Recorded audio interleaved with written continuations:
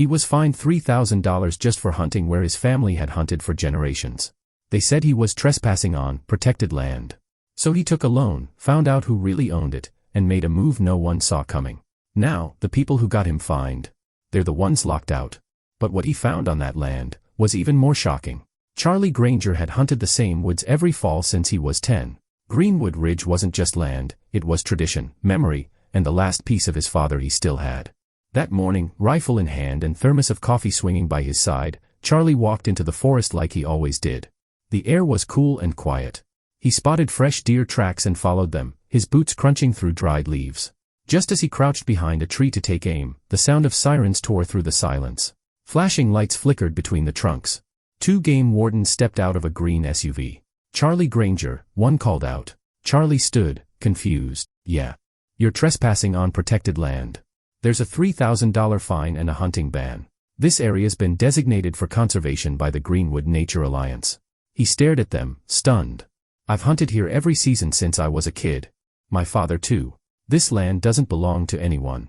"It does now," the second warden said, writing the citation. Charlie's world shifted in a heartbeat. They took his rifle, gave him the ticket, and drove off like it was just another Tuesday. He sat on a log and stared at the trees that once felt like home. Now, they felt foreign. Later that night, a voicemail landed on his phone. "This land is no longer a slaughterhouse, Mr. Granger," said the clipped, polished voice of Claire Madison. "It's a sanctuary now. Get used to it." Claire Madison, wealthy, city-born, yoga-loving environmentalist who had moved in 2 years ago, had made it her personal mission to end hunting in the area. She formed the Greenwood Nature Alliance, raised donor money, and convinced the county to label huge swaths of land as protected, even if they didn't technically own them. Her social media page was full of forest selfies and inspirational quotes. Now she was turning Charlie's memories into her pet project. The fine wrecked his already thin budget. He lost his part-time job hauling lumber because he couldn't afford gas. His credit was shot, and the truck he inherited from his dad barely made it to town and back. Everyone told him to let it go. Everyone but Hank.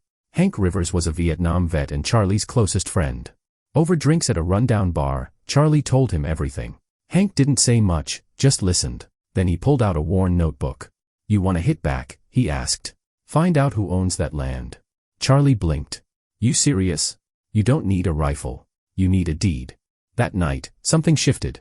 Charlie started working around the clock. Oil changes at the garage in town, graveyard shifts at the warehouse, even chopping and delivering firewood in the snow. He skipped meals, lived off black coffee and peanut butter sandwiches, sold off his dad's vintage shotgun collection. He slept in his truck on weekends to save money. On quiet nights, he sat in the county courthouse, flipping through old land records. That's when he found it. Greenwood Ridge wasn't owned by the county or the nature group. It belonged to a bankrupt paper company, Northeast Paper Corporation. The company had leased the land to the county, but the lease was about to expire. And they were desperate to sell. Claire's group hadn't bought it.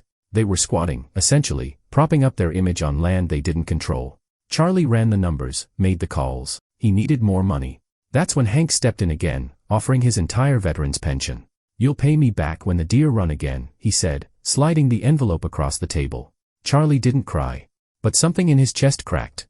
He closed the deal in early spring. 684 acres. The same forest he was fined for entering, now legally his.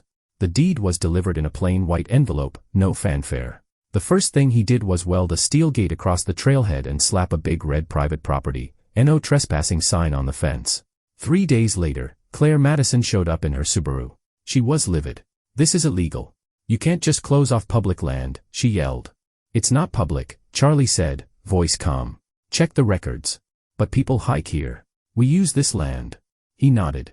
"You fined me for doing the same." She stormed off, threatening to go to the press. And she did. Local media picked up the story. "Bitter hunter buys forest in revenge plot," one headline read. "Environmentalist group barred from trails by angry redneck," said another. Charlie didn't respond. He didn't talk to reporters or post rants online. He went quiet and waited. Until the day he and Hank hiked deep into the land and found something they weren't supposed to see. A hidden clearing. Stacks of lumber. Steel beams. Solar panels. A partially built luxury cabin nestled in a remote grove, nowhere near any marked trail. Garbage littered the area, wine bottles, plastic tents, old grills. Charlie took pictures. Then drone footage. The cabin belonged to Claire Madison and her inner circle. It was supposed to be a private, eco-retreat, a hidden sanctuary for donors and thought leaders. Built illegally, funded quietly. Charlie released the drone footage online without a word. The internet did the rest. 2.3 million views in 48 hours. Outrage exploded. Headlines flipped. Greenwood Nature Alliance exposed. Environmental leader caught building secret getaway on protected land. Claire resigned in disgrace. The group crumbled. Donors pulled out. The half-built cabin was torn down by court order.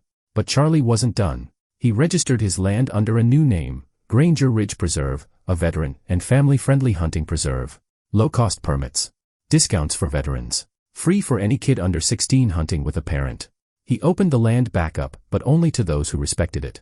1 year later, Charlie stood at the same tree line where he'd been fined. A new sign hung on the fence. Granger Land, tradition lives here. That morning, he sat on a ridge with Hank and watched a group of boys and their dads march into the woods, rifles slung, eyes wide with excitement. Charlie smiled. This wasn't just revenge. It was legacy. Reclaimed.